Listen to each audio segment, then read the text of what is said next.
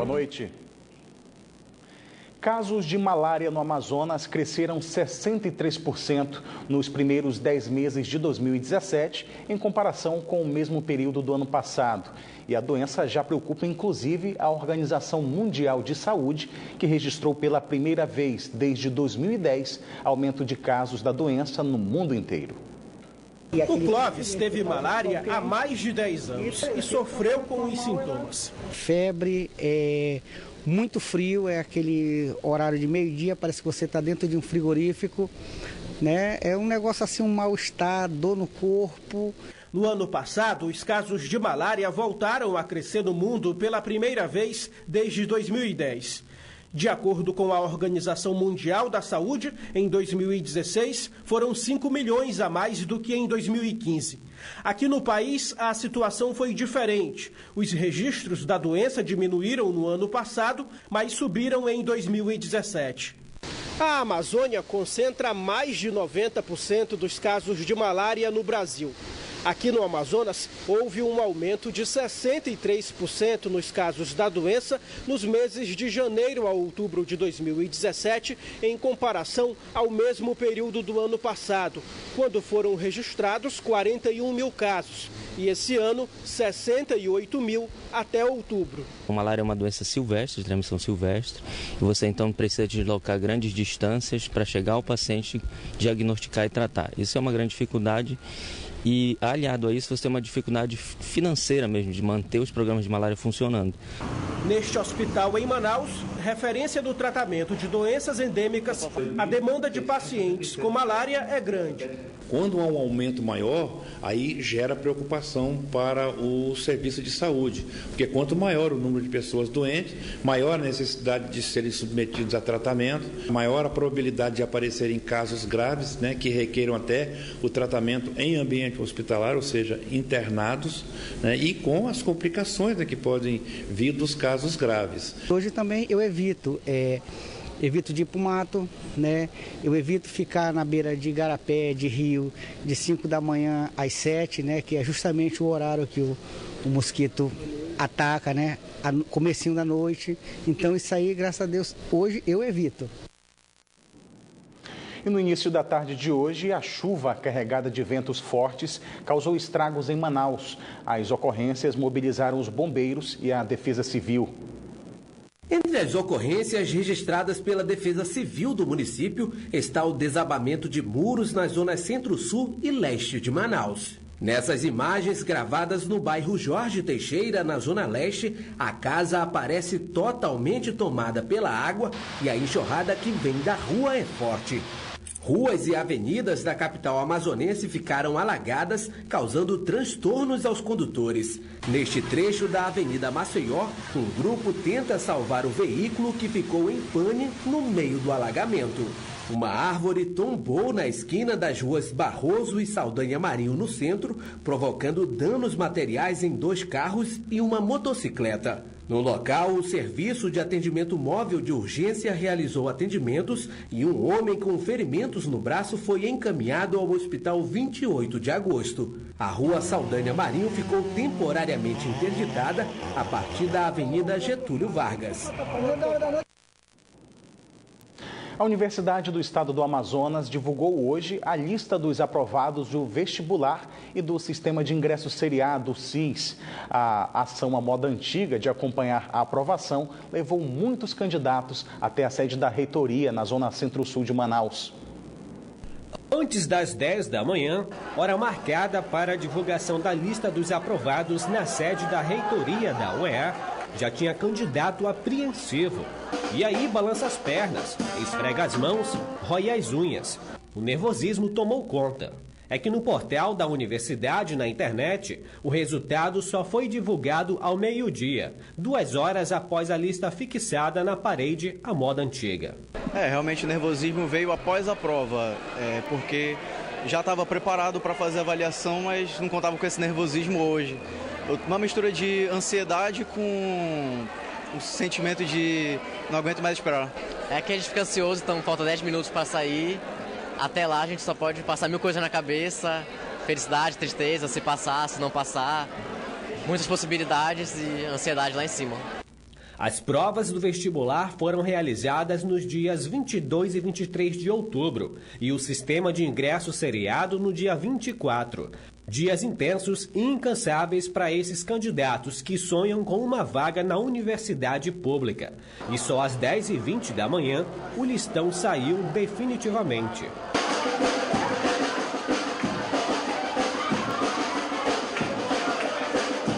Foi uma festa. A Alice comemorou, se dedicou o ano inteiro aos estudos e o esforço foi recompensado. Ela foi aprovada para o curso mais concorrido da universidade, Medicina. É muita satisfação porque é muito preparo, é abdicação de muitas coisas, então é muito satisfatório. A família inteira estava lá, feliz e orgulhosa com o resultado dela. A concorrência, ela está vindo de escola particular, é muito difícil. Eram 103 candidatos para cada uma vaga. Alice, parabéns! Ao todo foram ofertadas 5.732 vagas entre vestibular e CIS para cursos com início em 2018. Desse total, 274 destinadas aos indígenas e 368 para pessoas com deficiência. A instituição contou com uma equipe grande desde a elaboração do edital até a aplicação em todo o estado. Esse era o momento mais esperado. O Jean, que estava apreensivo antes do resultado, passou para a engenharia elétrica. A ansiedade de querer ver a nota do pessoal, mas eu estava confiante com a minha nota. E agora, depois de ver o resultado, o que representa é só o sentimento de sonho realizado e é de algo que eu corri atrás para melhorar meu futuro e deu certo, né? Então é só agradecer agora.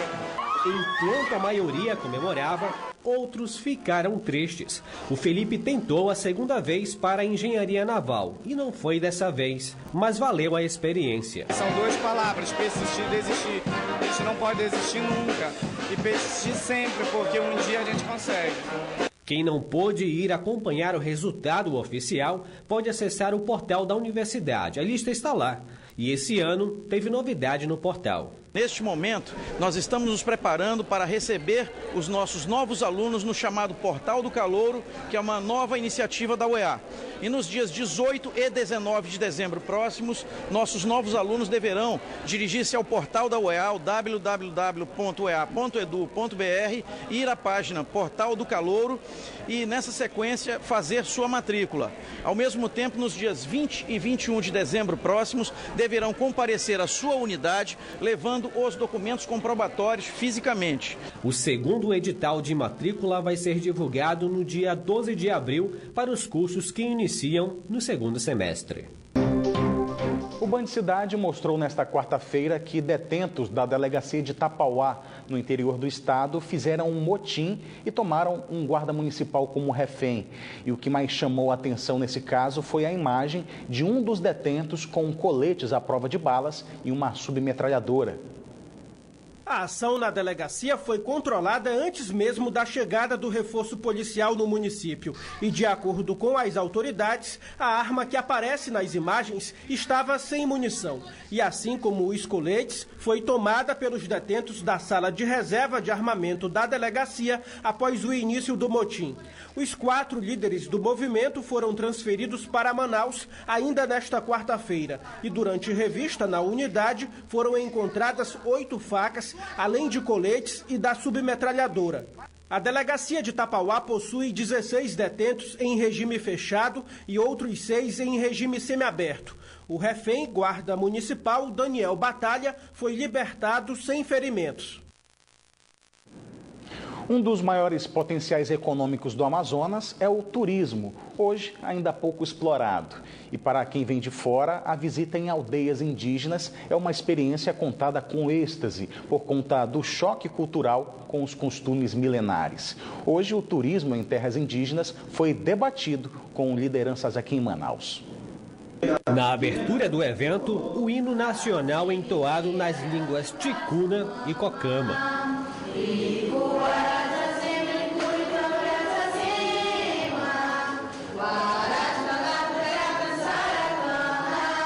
O primeiro seminário sobre turismo em terras e comunidades indígenas foi promovido pela Fundação Estadual do Índio, a FEI. A difusão da cultura milenar indígena como forma de exploração do turismo ainda é pouco trabalhado no Amazonas.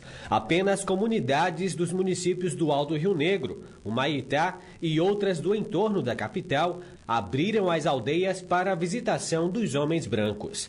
De acordo com o presidente da fundação, os desafios são grandes, pois há comunidades que precisam ser legalizadas para trabalhar com o turismo, o que pode fomentar muito a economia para os indígenas e para a região. O maior desafio para as comunidades indígenas é justamente como garantir a sua sustentabilidade, a sua vida através das terras demarcadas. Não adianta ter milhares de hectares de terras demarcadas se dali você não tira o sustento da sua vida. Hoje em dia a caça, a pesca, está muito escassa nessas comunidades. Logo, eles precisam de novas alternativas. Jete Saterê é de Ponta Alegre, no Rio Andirá, no município de Barreirinha. Atualmente, apenas a comunidade dele é legalizada para os turistas. Segundo ele, novas oportunidades podem beneficiar aquela região. Nós vemos assim, o turismo assim, como uma alternativa, uma possibilidade de a gente trabalhar a questão da valorização cultural e, ao mesmo tempo, a geração de renda para as populações indígenas. Trabalhando planejado, organizado, legalizado realmente. Como a atividade já é uma potência econômica, a ideia é fomentar ainda mais a janela turística de forma ordenada e sustentável, sem trazer danos aos costumes e culturas dos índios que habitam no estado. Eu acho que o etnoturismo é muito forte na nossa região. Todos querem conhecer as nossas raízes, tanto os brasileiros como os estrangeiros. Os índios representam essa nação que já estava aqui quando aqui nós chegamos, Então, essa valorização do roteiro do etnoturismo é muito importante. E o que a gente tem que prestar é assistência técnica para que as tribos e os povos indígenas saibam como explorar de maneira sustentável esse patrimônio cultural que eles têm, que é imensurável. A regulamentação vai trazer ganhos para ambos os lados. E para isso, será necessário novos guias de turismo indígenas para atender a demanda dos turistas que chegam nos cruzeiros que atracam na capital durante o ano. O Sindicato dos Guias de Turismo do Amazonas já conta com vários guias indígenas e que conhecem bem a região. E não só guias indígenas, mas até guias realmente estrangeiros que se especializaram no etnoturismo e que fazem em São Gabriel, em Parintins, em Maués, em Manaus, vários roteiros já agregados para se proporcionar o melhor serviço para o turista. Chegou a hora de conferir a previsão do tempo para esta sexta-feira em Manaus e em alguns municípios do interior do estado. Em Manaus, a previsão é de tempo nublado com pancadas de chuva. As temperaturas variam entre 25 e 33 graus. Em Benjamin Constant, a previsão é de muitas nuvens com possibilidade de chuva. Mínima de 25 e a máxima de 30 graus. Em Alvarães, a previsão é de tempo encoberto com chuva fraca, onde as temperaturas variam entre 26 e 31 graus. E no município de Barcelos, o tempo fica nublado com muitas nuvens. Mínima de 25 e a máxima não passa dos 28 graus.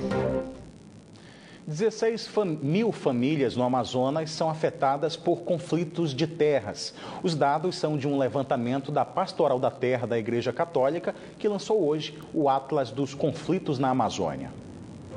Essa agricultora, que mora na comunidade Brasileia, no município de Parintins, passou muito tempo para conquistar o título das terras. Sem o documento, ela e a família se sentiam ameaçados por madeireiros da região. Estavam entrando madeireiros na época no município e nós vimos a necessidade de que os ribeirinhos, as pessoas que permaneciam na terra, tinham necessidade de ter seus títulos. Então a gente, através da Pastoral da Terra, nós buscamos a assessoria da Pastoral da Terra, fizemos o levantamento e encaminhamos para o Instituto de Terra, na época ITEAM, para que a gente pudesse ter os nossos títulos, ser proprietário dos nossos títulos. A Amélia conquistou o título, mas tem muitas famílias na comunidade dela que ainda continuam sem o documento. A Comissão Pastoral da Terra do Amazonas tem ajudado famílias que passam pelo mesmo problema de conflitos de terras. Muitas das vezes, eles são ameaçados, expulsos e sofrem queima nas terras e destruição de casas. São problemas de terras que perduram anos. A Comissão Pastoral da Terra conseguiu mapear os conflitos no território amazonense e descobriu que quase 16 mil famílias são afetadas na capital e no interior. O objetivo é lutar pelo título de território das famílias e de povos indígenas. As ocupações, as invasões aqui na cidade. Por quê? Porque ninguém sabe, às vezes, de quem é a terra, né? Quem é a terra, o grilagem.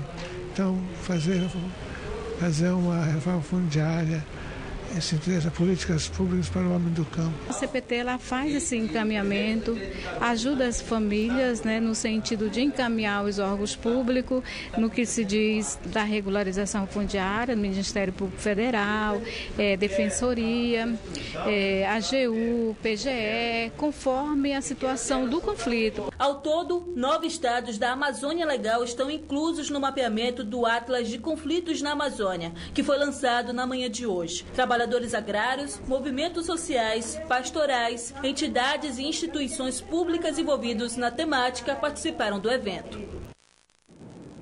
O juízo da Terceira Vara Federal do Amazonas anulou a licença expedida pelo IBAMA e suspendeu o início das obras de construção da linha de transmissão de energia elétrica entre Manaus e Boa Vista, que cruza a terra indígena Vaimiria-Troari. A sentença condena ainda a União, a FUNAI e a empresa Transnorte Energia. De acordo com o documento, na petição inicial, consta que o traçado cruza a terra indígena Vaimiria-Troari sem que houvesse consulta prévia ao povo da etnia.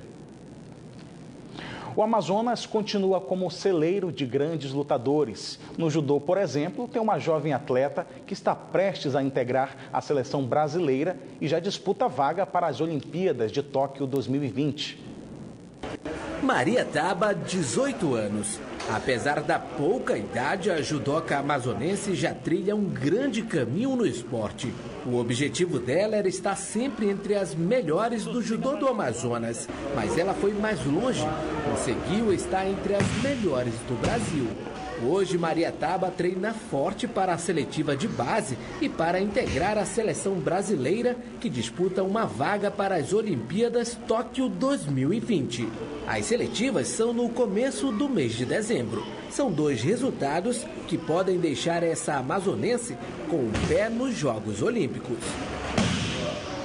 Então, ano passado eu participei dessa seletiva, consegui entrar, ser uma das 4 finalistas e esse ano eu pretendo ir de novo e ser campeã. As técnicas são aperfeiçoadas com treinos diários que duram em média 2 horas. É foco no trabalho, de olho numa vaga em Tóquio. Devido à qualidade técnica dela, a CBJ tem visto, né? Então esse ano ela já disputou o Mundial Sub-21, foi disputar outras competições internacionais, onde foi vice-campeã na Europa, em caso em Portugal, medalha de bronze na Alemanha. Então tudo isso é um ranqueamento que ela teve, que credenciou ela está mais uma vez nessa seletiva que é o Projeto Tóquio 2020. Tenho feito bastante trabalho aqui de randori, de técnica também, e também tenho intensificado bastante treinamento físico, tá bem puxado. Seminário realizado hoje em Manaus discute a inserção do jovem no mercado de trabalho e no empreendedorismo. Ter o jovem como protagonista de sua própria história sempre foi um desafio. Em tempos modernos, a missão é ainda mais difícil, mas com a criação do Plano Municipal de Juventude de Manaus, os jovens passam a ser alvos constantes de políticas públicas. E que esse plano, ao chegar na Casa do Povo, que é a Câmara Municipal de Manaus, aceite, aprove para que essas políticas públicas comecem a ser realizadas na cidade. Nós apresentaremos as ações que vamos desenvolver ano que vem pela Sengel, pela Prefeitura de Manaus em geral, e nós faremos uma oficina de capacitação para esses jovens terem o melhor acesso possível a essas políticas. A era tecnológica tem mudado o perfil de projetos voltados para o público jovem, mas eles continuam sendo o centro dos investimentos, principalmente quando o assunto é empreendedorismo na Amazônia. Eles podem e querem empreender. 2 em cada 3 jovens hoje no Brasil, de acordo com pesquisa da Firjan, querem empreender. Empreender com uma coisa pequena, que não tem capital inicial, mas a gente consegue. Isso é uma cultura que está nascendo e a gente tem que fomentar. Os assuntos ligados à melhoria da qualidade de vida dos jovens foram debatidos no Seminário de Juventude de Manaus, que reuniu a sociedade civil organizada e instituições públicas. Neste sábado tem jogo da Superliga Nacional de Vôlei na Arena Amadeu Teixeira, dessa vez no masculino. E já tem equipe com grandes nomes do esporte aqui em Manaus.